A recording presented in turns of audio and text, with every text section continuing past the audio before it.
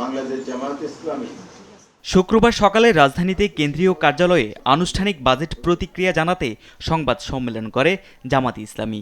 দেখা যায় ইলেকশনের ফলকনামায় সবকিছু না দেখালেও যা দেখায় 10 গুণ, 100 গুণ, 50 গুণ বেড়ে যায়।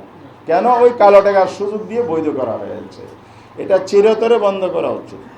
এটা না হলে কোনোদিন দুর্নীতি মুক্ত বাংলাদেশ হবে। দলের সেক্রেটারি জেনারেল মিয়া গোলাম পরোয়ার বলেন, ইতিহাসের সবচেয়ে বড় অঙ্কের ঘাটতি এ বাজেটে অনুপস্থিত দুর্নীতিমুক্ত স্বনির্ভর বাংলাদেশ গড়ার রূপরেখা।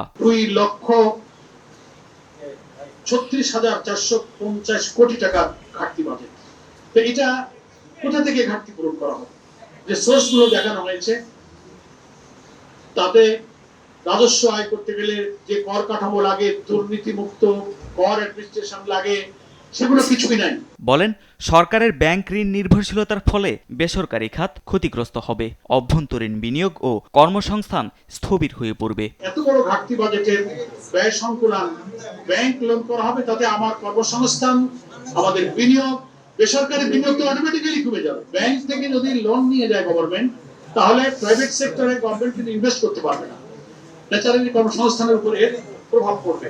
সংশোধন করে জনকল্যাণমুখী বাজেট প্রণয়নের প্রস্তাব জানানোর পাশাপাশি সংখ্যাগরিষ্ঠতার জোরে গণবিরোধী সিদ্ধান্ত না নেয়ার আহ্বান জানান মিয়া গোলাম পরোয়ার। প্রতিসপ্তাহ অবাস্তবায়নযোগ্য, উচ্চাভিলাষী ও লুটপাটের সহায়ক বাজেট সংশোধন করে বিনিয়োগ বান্ধব জনকল্যাণমূলক বাজেট প্রণয়নের জন্য আমরা জামায়াত ইসলামীর পক্ষ থেকে আজকের এই সাংবাদিক সম্মেলনে জোর দাবি জানাচ্ছি। তারেক মাহমুদ সুজন, দেশ টিভি, ঢাকা।